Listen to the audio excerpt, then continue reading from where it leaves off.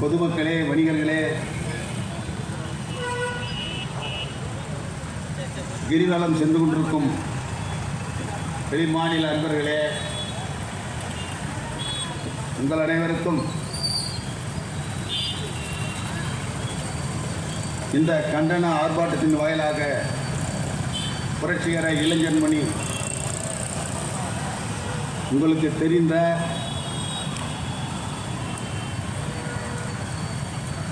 பொதுமக்களாக இந்த பிரச்சனையை எடுத்து செல்ல முடியாதுன்னு சொன்னால் அமைப்புகள்லாம் இறங்கி கண்டித்து வேலை செஞ்சிட்டு இருக்காங்க.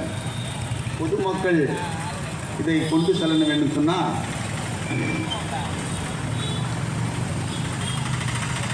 ஒன்றிய அரசுக்கு ஒவ்வொருத்தரும் கடிதம் கூட எழுதலாம். எப்படி எங்கள் தமிழ்நாட்டில் எங்கள் தமிழ் மொழியை ஒழித்துவிட்டு மும்மொழி கொள்கை என்ற பெயராலே இந்தியை திணிக்கிறீங்க, அதை நாங்கள் வன்மையாக கண்டிக்கிறோம். எங்களுடைய பள்ளி கல்விக்கு தர வேண்டிய நிதியை உடனே வழங்கி தமிழ்நாட்டு மக்களின் பிரச்சனையை தீர்க்க ஒன்றிய அரசு உடனே மேற்கொள்ள வேண்டும் என்று வணிகர்கள், பொதுமக்கள் எல்லாரும் கூட கடிதம் எழுதலாம். ஏன்னா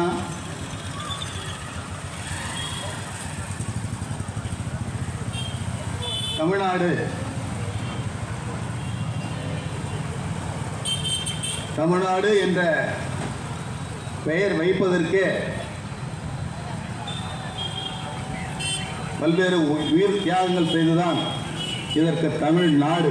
என்னன்னா இது ஒரு நாடு, தமிழ் மொழி பேசுகின்ற,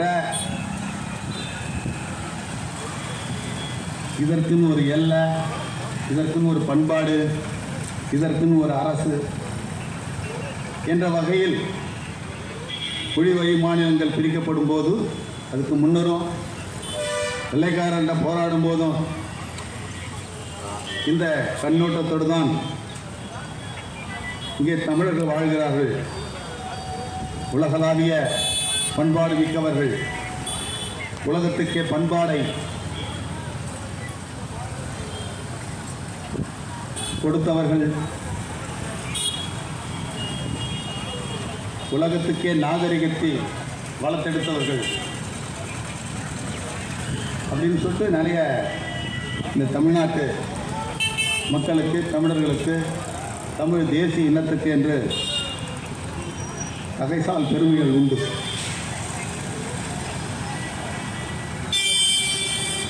இந்திய ஒன்றியத்தில் இந்திய ஒன்றிய அரசு அதனால் கொண்டு வரப்படக்கூடிய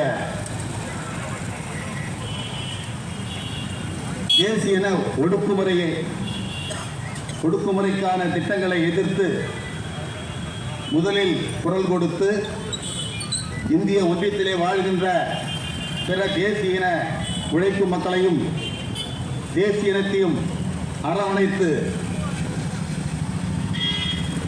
அதற்காக குரல் கொடுத்து இந்திய ஒன்றியத்திலே ஒரு ஜனநாயகத்தை நிலைநாட்டுகின்ற, வரலாறு முழுக்க ஜனநாயகத்துக்காக போராடி இருக்கின்ற மக்களுக்கு, மாநில மக்களுக்கு, ஒன்றிய மக்களுக்கு தன் உறுதியினை தொடர்ந்து நன்கழித்து வருகிறது.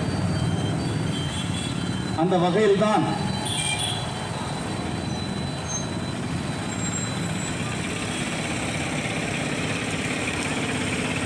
தர்மேந்திர பிரதான் இந்திய மந்திரி,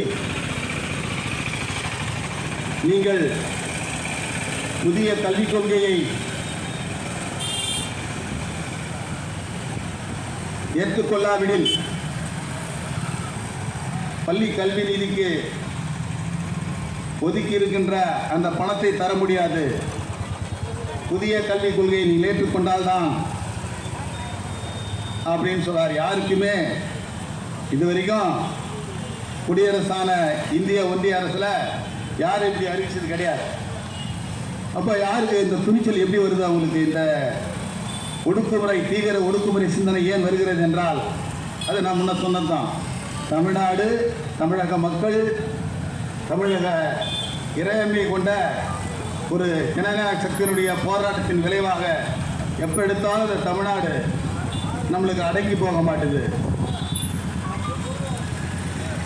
நம்ம இந்தியா முழுக்க எல்லா தேசங்களையும் தன்னுடைய கைப்பாய்வையாக்கி கொண்டு ஒடுக்கி ஒரே தேசமாக, ஒரே அரசாக உருவாக்க, இந்து மகாராஷ்டிரத்தை, இந்து சாம்ராஜ்யத்தை உருவாக்க நாம் அம்மா பாடுபட்டுக்கிட்டு இருக்கோம்.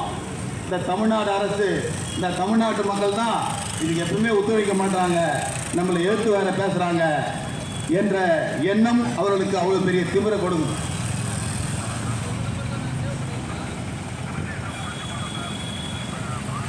புதிய தேசிய கொள்கையை அறிவிக்கும் போதே அதை எதிர்த்து தமிழ்நாடு முழுக்க இது எப்படி சனாதன குலக்கல்வியை கொண்டு வரக்கூடிய மாபெரும் ஒரு மோசடி திட்டம். உண்மையிலே கல்வியை புதிய அளவில் சொல்கிறாங்களே, புதிய கல்வி, உலகளாவிய கல்வி, அதை ஏன் ஏற்றுக்க மாட்டாங்க? இந்தியான்னு சொன்னால் ஒன்றா இருக்குன்னு சொன்னால் அதுக்கு ஒரு மொழி வேணும் இல்லையா? ஏதோ ஒரு 3வது மொழி எடுத்து படிங்களேன் அப்படின்னு சொல்லிட்டு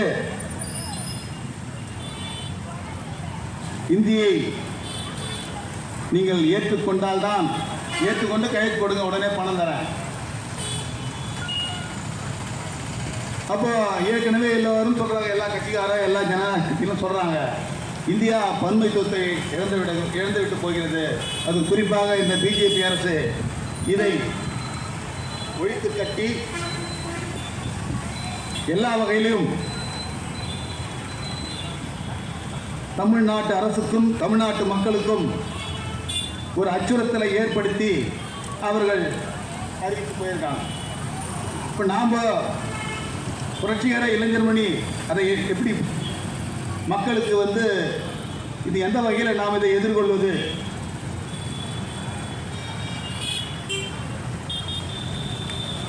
இப்போ நாம் புதிய தேசிய கல்விக் கொள்கை சனாதனத்தை முன்னிறுத்துகிறது.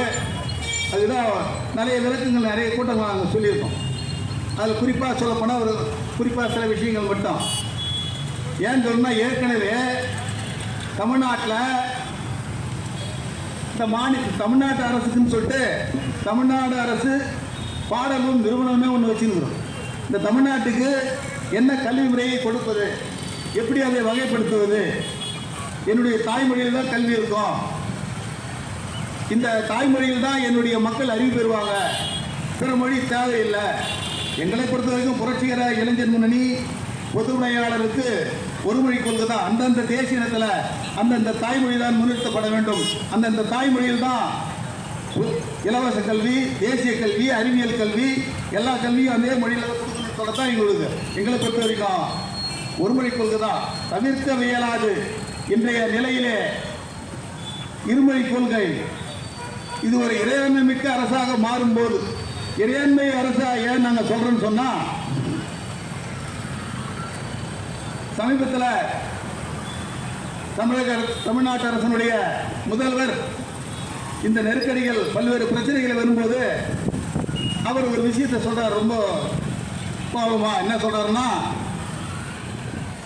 நிதியை கொடுக்க முடியாது என்று அறிவிக்கிறீங்களே, எங்கள்கிட்ட வரி பணம் வாங்குறீங்கல்ல, அந்த வரி பணத்தை தான் நிதி கொடுக்குறீங்க, கொடுக்க மாட்டேன்றீங்களே, வரியே கொடுக்க முடியாதுன்னு சொல்றதுக்கு எவ்வளோ நேரம், ஒரு நொடி போகிறோம் அப்படின்னு சொன்னார்.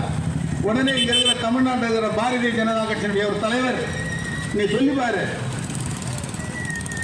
வரியை கொடுக்க முடியாதுன்னு சொல்லிப்பாரு, உங்களை நாங்கள் டிஸ்மிஸ் பண்ணிடுவோம், 356 பயன்படுத்தி நாங்கள் உங்களை பதவி, உங்கள் அரசை தூக்கி எறிந்து விடுவோம். அப்போ அதான் சொல்கிறோம், எது தமிழ்நாடு அரசுன்னு தான் நிலை. ஆனால் இதுக்கு என்ன இறையாண்மை இல்லை. ஏன் இறையாண்மை இல்லைன்னா, நம்மளால் தேர்ந்தெடுக்கப்பட முடியாத, நம்மளுக்கு வெளியில் இருக்கிற புறத்தாக இருக்கிற கவர்னர் மூலியமா என்ன சொல்கிறாங்க, இந்த அரசு இந்த வகையில் செலவாகி போச்சு, இது மாதிரி மும்மொழி கொள்கையை ஏற்றுக்கல, நிதி கேட்டு ரொம்ப தொந்தரவு பண்றாங்க, அதனால இவங்களை கலைச்சிடலாம், வரியா கொடுக்க முடியாதுன்னா இந்தி ஒருமைப்பாட்டுக்கு குந்தகம் விளைவிக்கிறாங்க, பிரிவினைவாதிகளாக இருக்கிறாங்க அப்படின்னு சொல்லிட்டு கலைச்சிடணும்னு சொல்லிட்டு மிரட்டுறான். நான் விரும்பி படிச்சதேண்டா ஹிந்தி, விரும்பி படிக்காத என் மேல ஏன் திணிக்கிற, இதை படிச்சாதான் இதை ஏத்துக்கிட்டாதான் உங்களுக்கு நிதியே கொடுப்பேன்னு சொன்னா அப்போ அந்த சொல்ல வேண்டிய நிலைக்கு தள்ளப்படுறாங்கல்ல. அப்போ அதான் புரட்சிகர இளைஞர் சொல்லுது, புதிய கல்விக் கொள்கையை ஏற்காவில்லை பணம் தர முடியாது, இந்தியை ஏற்றுக்கலன்னா பணம் தர முடியாது அப்படின்னு சொல்லக்கூடிய அந்த பாசிச போக்கு, ஒரே நாடு, ஒரே மொழி, ஒரே தேசம், ஒரே வரி, ஒரே ரேஷன் சொல்லிட்டு எல்லாம் ஒண்ணு ஒண்ணாக்கிட்டா அப்ப தமிழ்நாடு அரசுக்கு என்ன உரிமை? ஏற்கனவே உரிமைகளை பறித்து விட்டு இன்னைக்கு வந்து இருக்கிற உரிமையும் பறிக்கிற மாதிரி தமிழ்நாட்டுக்கான இருக்கிற கல்வி உரிமையை பறிக்கின்ற வேலையாகத்தான் இது இருக்கிறது. அந்த வகையில் ஐயா கொஞ்சம் காவல்துறை அவர் என்ன அனுப்பி விடுப்பா, சும்மா கொஞ்சம் பேசிக்கிறீங்க. ஜனங்களே இல்லை, பூரா பஸ் பூரா அந்த பக்கம் மாற்றி விட்டான், ஒரு நகர பேருந்தும் கிடையாது. சரி நாங்களே குறைஞ்சபட்சம் இந்த வணிகர்களுக்காக தெரியல சொன்னால் இதில் வந்து ஒருத்தர் வந்து பேசி கட்டின்னு வந்து பேசிக்கிறார். காவல்துறை எதுக்கு அதை பார்த்துக்குது போயா, அதுதான் வேற ஒன்று. நாங்கள் காவல்துறை எதிர்பார்க்கறது அவ்வளோதான். ஏன் புரட்சிகர இளைஞர் மணிக்கு இந்த அக்கறை இருக்குது? 5300 ஆண்டுகளுக்கு முன்னாலே இரும்பு கண்டுபிடிச்சான் அப்படின்னு தமிழ்நாட்டில் தொல்லியல் துறை கண்டுபிடிக்கும், இரும்பை பயன்பாட்டு கொண்டு வந்தான்னு சொல்லி. அப்போ உலகளாவிய அளவிலே தமிழர்கள் நாகரிகமாகவும் அறிவியல் பூர்வமாகவும் தங்களை முன்னிறுத்தி வளர்ந்து வந்திருக்கிறார்கள்.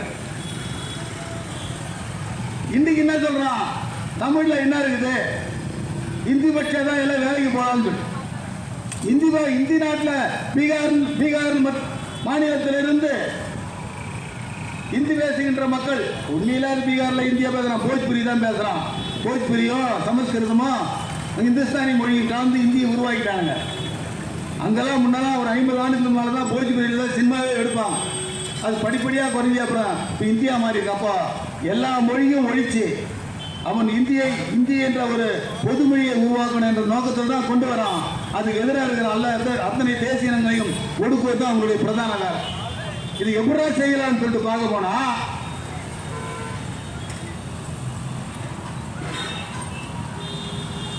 இது பள்ளி கல்வித்துறையில் இருக்கிற நெருக்கடிகள். பள்ளி கல்வித்துறைக்கு அதாவது அது எப்படி படிக்கிற மாணவர்கள் கல்வி விட்டு ஓடி போயினதுக்காக அவங்க படிக்கவே கூடாதுன்னு சொல்றதுக்காக குலக்கல்வியை ஊக்குவிக்கின்ற வகையில் 3ஆம் வகுப்பு படிக்கிற பள்ளிக்கு பிள்ளைகளுக்கும் 5ஆவது வகுப்பு படிக்கிற பிள்ளைகளுக்கும் 8ஆவது வகுப்பு படிக்கிற பிள்ளைகளுக்கும் பொது தேர்வு. 3ஆம் வகுப்பு படிக்கிற பையனுக்கு 8 வயசுலேயே பொது தேர்வுனா ஏற்கனவே பசங்க பள்ளிக்கூடம் போய் படிக்கிறதுக்கு ரொம்ப நெருக்கடியாகி போச்சு.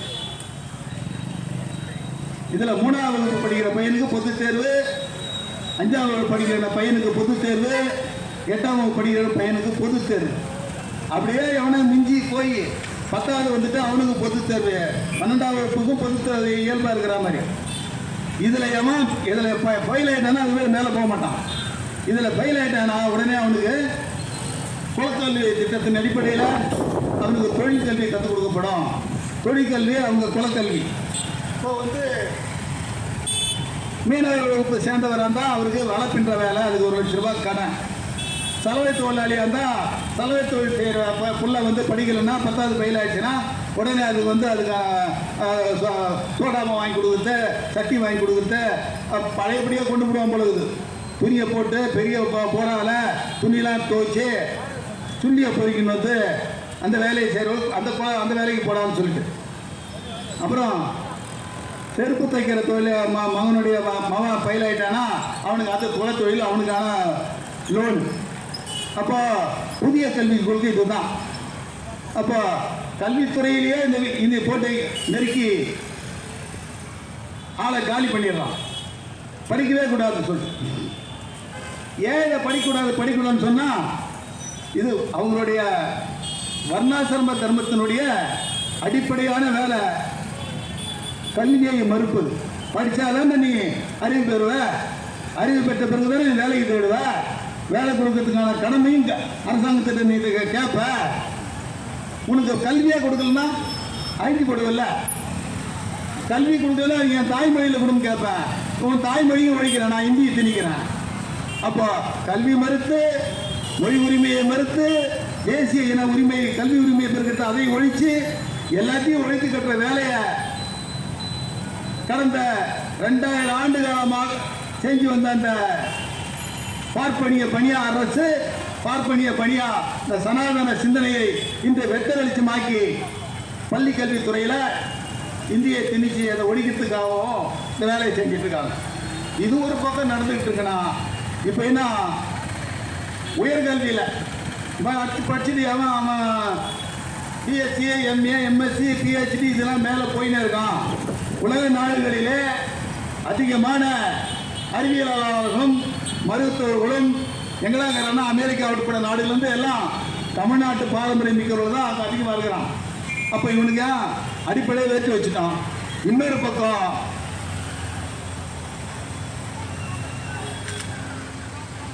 கல்லூரிகளிலே படிக்கின்ற மாணவர்களுக்கு அவனை கல்வியில் தகுதி பெற்று விட்டான் என்று சொல்லக்கூடிய இந்த தேர்வு உறுதிமொழி சான்றுகளை கொடுப்பதற்கான பல்கலைக்கழகங்களில் கை வச்சிட்டான். பல்கலைக்கழகங்களில் துணைவேந்தருக்கான அந்த யூஜிசின்னு சொல்கிறோம் இல்லையா, யூனிவர்சிட்டி கிராண்ட் கமிஷன், அதாவது பல்கலைக்குழுவின் மானிய குழு, அந்த பல்கலை மானிய குழு நிதி தரத்துக்கான வேலையை நிறுத்திடுவாங்க. எப்படி நிறுத்த போகிறான்னு சொன்னால், துணைவேந்தர்லாம் எழுதி போட்டு மானியம் கொடுங்க அப்படின்னு கேட்க முடியாத அளவுக்கு துணைவேந்தர்களை நியமிக்கின்ற அதிகாரத்தை தமிழ்நாட்டு அரசுக்கு கொடுக்குறாங்க. மாநில அரசுக்கு துணைவேந்தரை ஆளுநரை நியமித்துக் கொள்ளலாம். ஏற்கனவே உரிமை இருக்குது. தமிழ்நாட்டில் தான் இருக்கின்ற பல்கலைக்கழகங்களில் துணைவேந்தர் நியமிக்கிறதுக்கான அதிகாரம் தமிழ்நாட்டு அரசு இருக்குது. அந்த அதிகாரத்தையும் பிடிங்கிறான். அதனால தான் யூஜிசி மானியக்குழுவின் பரிந்துரையை திரும்ப பெறுன்னு சொல்லிட்டு இது முழக்கத்தை முன்வைக்கிறது. கல்வியை அவன் ஏன் படிக்கிறான்னா, ஏற்கனவே பெண்கள் படிக்க தொடங்கும் போது அடுப்பூதும் பெண்களுக்கு படிப்பதற்குன்னா பெண்களுக்கு அப்போ சொன்னான். அப்புறம் இவன் போராடி எல்லாருக்கும் சமமாக படிக்க ஆரம்பிச்சான். இன்னைக்கு என்னாச்சு, பெண்ணுக்கு இல்லை ஆணுக்கும் கிடையாது, எல்லாருக்கும் ஒட்டுமொத்தமாக ஒழிச்சு கிடைச்சி போயினர். அவன் ஏன் ரிவர்ஸ் ஆகிறான்? பார்ப்பன பணியா கும்பல், பிஜேபி அரசு, RSS கொடுப்பு. இந்த பிஜேபி என்ன சொல்லுதுன்னா, இங்க ஆளுநருக்கு அதிகாரம் கொடுக்குறான்னா ஆளுநரை கண்டதை பேசுங்க. என்ன பேசுறான்? குழந்தை திருமணத்தை ஆதரித்து சின்ன வயசுலயே பால்ய விவாகம்னு சொல்லுவாங்க, அந்த விவாகத்தை நான் ஆதரிக்கிறேன், அந்த மாதிரி திருமண முறை வேண்டும் அப்படின்றான். அப்போ இன்னைக்கு திருமண முறை வேணும்ன்றான் குழந்தைக்கு. அப்போ ஏற்கனவே சனாதனத்தினுடைய முக்கியமான விஷயம், பெண்கள் படிதாண்டக்கூடாது, பெண்கள் குழந்தைகளே கல்யாணம் பண்ணிடலாம். அதனால தான் அவன் என்ன பண்றானுங்க, ஆட்சிப்பாலேருந்து வடநாட்டில் இருக்கிற பிஜேபி சாமியார் பசங்க கோயிலேயே பெண்களை பாலியல் பலாத்காரம் செய்கிறாங்க. இது சனாதனத்தினுடைய ஒரு சட்டம். மாடு, பெண்கள் இவங்கெல்லாம் அடிமைகள், பெண்கள்லாம் ஆண்கள் அடிமைகள், போகப் பொருள்கள் அப்படின்னு சொல்லிட்டு செய்யலாம். அதனால தான் திமிரா குழந்தையிலேயே அவங்களை அப்படி பழக்கினா சமூகத்தை எடுத்து போராட வரமாட்டாங்க இல்லையா? அப்போ ஒரு சனாதன நிலையை தமிழகத்திலே இந்தியா முழுக்க கொண்டு வரதுக்கு தான் இந்த வேலை. அது தமிழ்நாடு ஏற்றுக்கொள்ள மறுக்குது, எதிர்த்து போராடுகிறது. அந்த வகையிலே புரட்சிகர இளைஞர்மணி பள்ளி கல்வித்துறைக்கு தேவையான நிதியை உடனே வழங்கிடு, இந்தியை திணிக்காதே, மீண்டும் எங்களை மூன்றாவது ஒரு மொழிப்போருக்கு தூண்டாதே என்றும் EUC பரிந்துரையை திரும்ப பெறு, பல்கலைக்கழகங்களில் துணைவேந்தரை நியமிக்கின்ற அதிகாரத்தை மாநில அரசுக்கு கொடு, கவர்னருக்கு கொடுக்க கூடாது அப்படின்னு சொல்லிட்டு ரெண்டு முக்கியமான முழக்கங்களை வைத்துதான் இந்த கண்டன ஆர்ப்பாட்டத்தை நாங்கள் நடத்தி கொண்டிருக்கிறோம். இந்த வகையில் தமிழ்நாட்டு மக்கள்லாம், ஏன்னா தமிழ்நாட்டு மக்களுக்கு நாம் புரட்சிகர இளைஞர் முன்னணி எந்த நிலையிலும் தமிழகத்தை காத்து நிற்கின்ற ஒரு பெரிய அரணாக இது திகழ்ந்து கொண்டிருக்கிறது. தமிழ்நாடு முழுக்க இதே நேரத்தில் தமிழகம் முழுக்க புரட்சிகர இளைஞர் மணி பல்வேறு இடங்களிலே கண்டன ஆர்ப்பாட்டங்களையும் பொது கூட்டங்களையும் நடத்தி வருகிறது. நடத்தி தமிழ்நாட்டு மக்களுக்கு, உழைக்கும் மக்களுக்கு இந்த செய்தியை கொண்டு செல்கிறது. அந்த வகையில் இந்த புரட்சிகர இளைஞர் முன்னணியாக நடந்து இருக்கின்ற இந்த கண்டன ஆர்ப்பாட்டம் வெல்ல வேண்டும். அதுக்கு உழைக்கும் மக்களாகிய, வணிகர்களாகிய உங்களுடைய ஒத்துழைப்பும், உங்களுடைய கண்டனத்தை இந்த ஒன்றிய அரசுக்கு தெரிவிக்கும் என்னென்ன வகையில் தெரிவிக்க வேண்டுமோ அந்த வகையில் தெரிவிக்க வேண்டும் என்று கூறிக்கொண்டு, அடுத்ததாக இந்த கண்டன ஆர்ப்பாட்டத்தில்